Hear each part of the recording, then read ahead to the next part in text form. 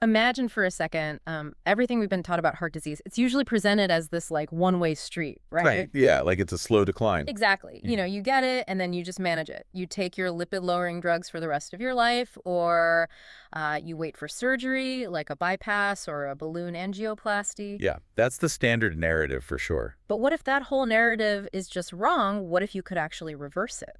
Welcome Mhm. to today's deep dive, where we are looking into exactly that. And this isn't just wishful thinking. We have some incredibly solid data to unpack today. We really do. Yeah. We're looking at two landmark studies led by Dr. Dean Ornish.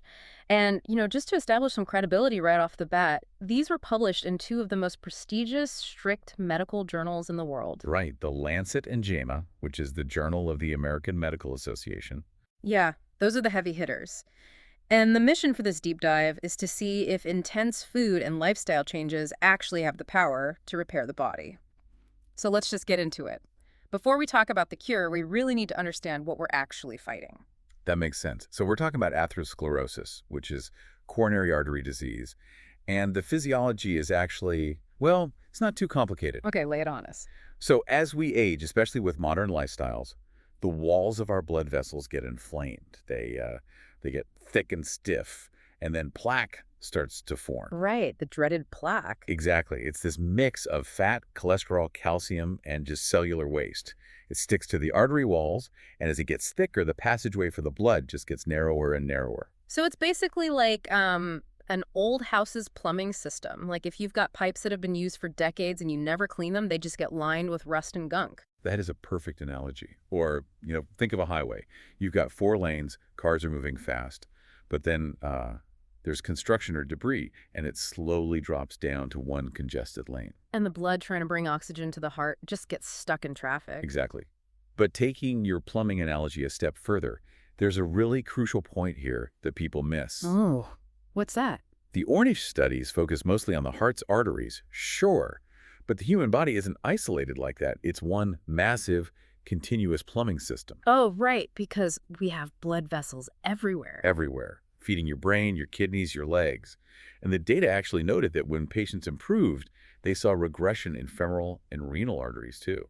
Wow, so the arteries in the legs and kidneys were clearing up too. Yeah. So if you find a way to clean the pipes in the heart, literally every blood vessel in your body gets the benefit at the exact same time. It's a total system reboot. Okay, that is super empowering. So how did Dr. Ornish actually do it? How did they clean the gunk out of the pipes without surgery? Well, the trial was designed pretty clearly.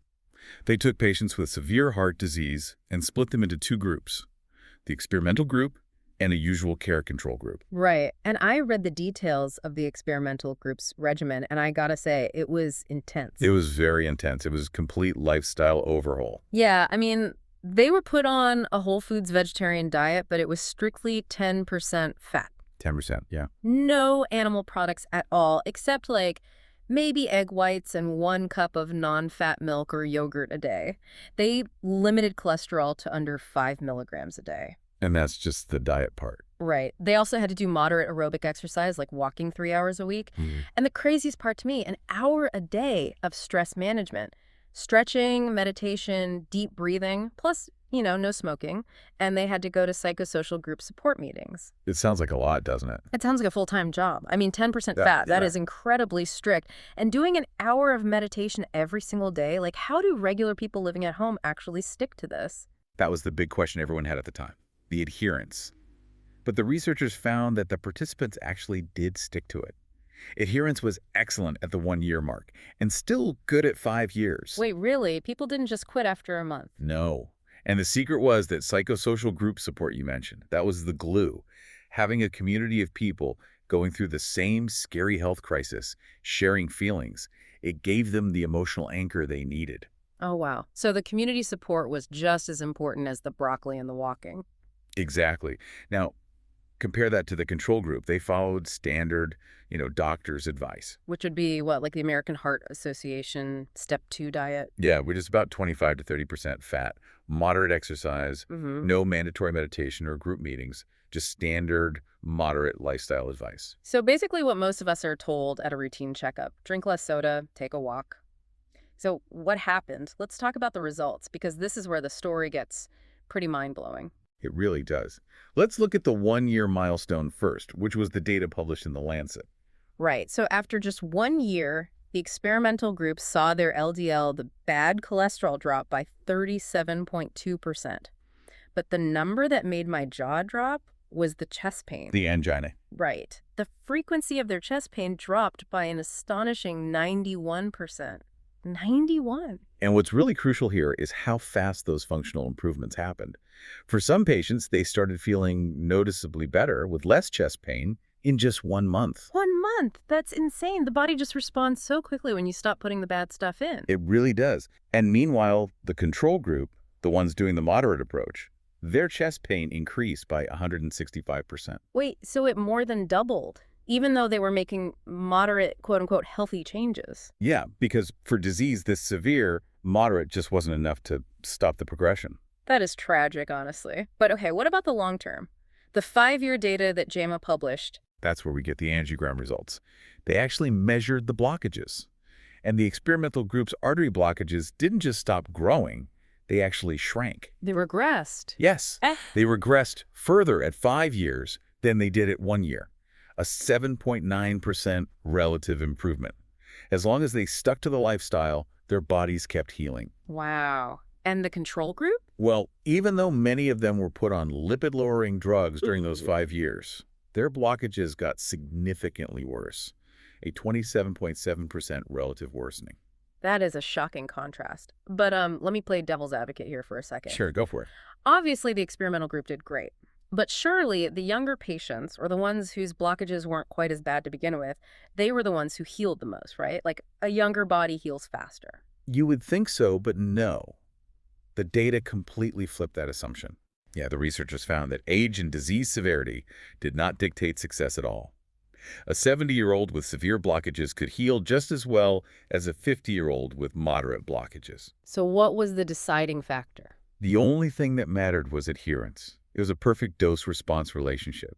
The closer they followed the diet and lifestyle, the more their arteries healed, period. Oh man, that is so fair in a way. Like, your body doesn't care how old you are, it just cares what you give it today. Exactly. But, okay, there is something I'm getting hung up on with the math here. Uh-oh, math. What is it?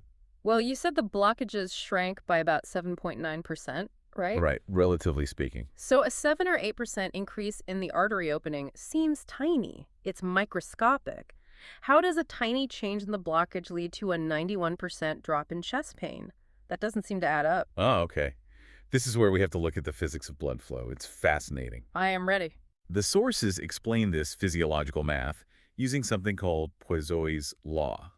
Basically, blood perfusion is a fourth power function of the artery diameter. A fourth power function. Okay, break that down for me. Imagine water flowing through a pipe. The water scraping against the rusty edges goes really slow because of friction. But the water right in the very center flows fast because there's no friction. Okay, I'm with you. So if you remove just a tiny microscopic layer of plaque from the walls, you are slightly widening that center area. And because of the fourth power rule, a tiny increase in the radius causes an exponential increase in the volume of fluid that can rush through. Oh, wow. So if you open the pipe just a tiny bit, the amount of blood that can suddenly get through isn't just a tiny bit more, it's exponentially more. Exactly.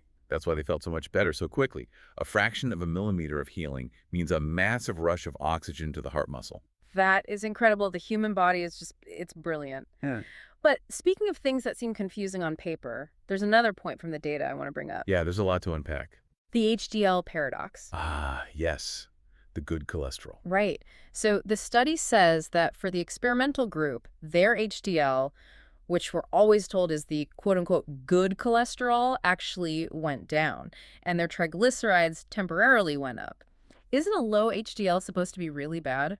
It's super confusing if you just look at the numbers without context, but there's a really smooth explanation for this. Please, because my doctor is always telling me to get my HDL up. Think of HDL like garbage trucks.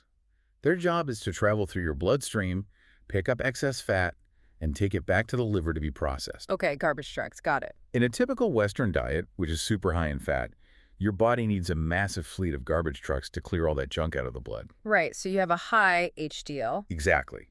But on a very low-fat plant-based diet, like the 10% fat diet in the study, there's hardly any excess fat floating around. Oh, so there's no garbage to pick up. Right.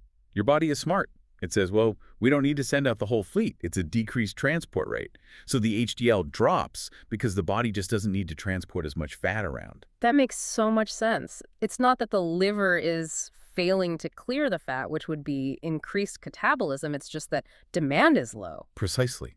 And the ultimate proof was right there in the angiograms. Their arteries were healing beautifully. So this proved that diet-induced low HDL on a strict plant-based diet does not carry the same risk as low HDL in someone eating a high-fat diet.